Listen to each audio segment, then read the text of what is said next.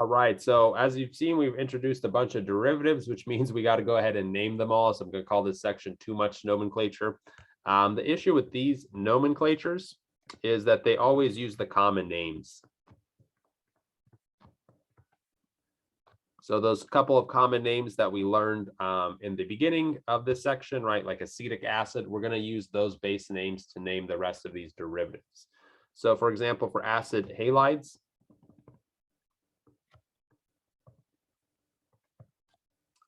we have this carbonyl and then this X, where this X is either a chlorine or a bromine. It'll basically just change the ending to -il, and then chloride or bromide. Chloride is much more common, so we're just going with chloride. So for example, this one right here is benzoyl chloride.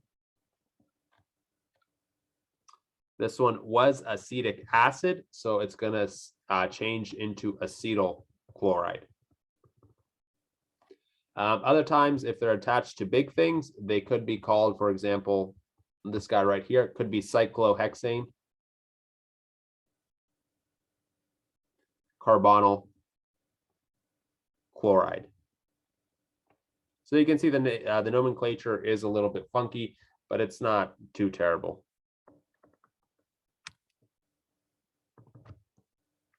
Acid anhydrides, again, the problem is that the nomenclature comes from the common names. So again, acid anhydrides are these types of group where we have these two carbonyls connected to one another with an oxygen.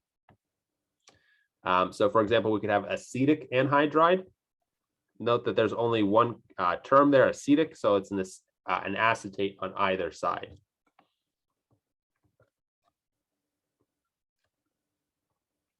You don't say diacetic anhydride or anything like that. It's just simply acetic anhydride. If you had an uneven one or an asymmetrical anhydride, you would just name it based on the substituent. So this right there, that's an acetic. Over here, we have benzoic. And then anhydride.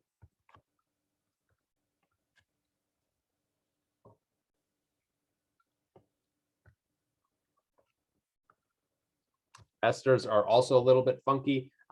They're going to, so remember, ester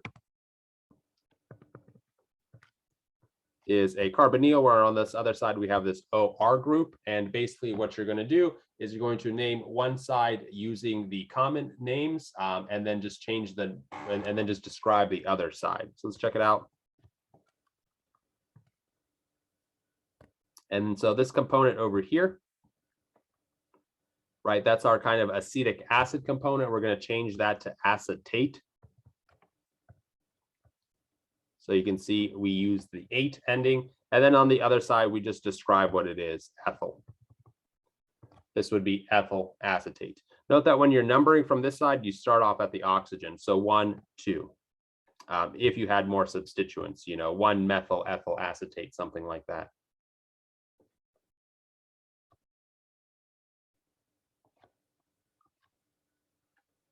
Other ways they could be named, you could just name the substituent. So for example, this is methyl. And then you just name the whole other group, cyclohexane. And then for this kind of ester right here, we just call that a carboxylate.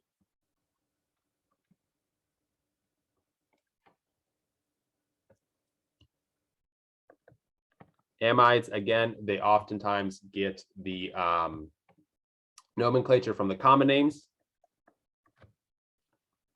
right? So this is kind of our like acetate functionality, except now it's an amide. So this is just acetamide. And you can see we just add this amide ending towards the end. If we have substituents on our N groups, so for example, here we have a methyl. What we then say is that this is N-methyl acetamide.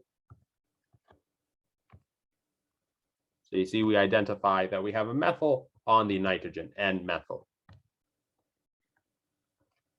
And if we had multiple substituents, for example, here we have 2 methyls, then we would just call this N-dimethyl. acetamide.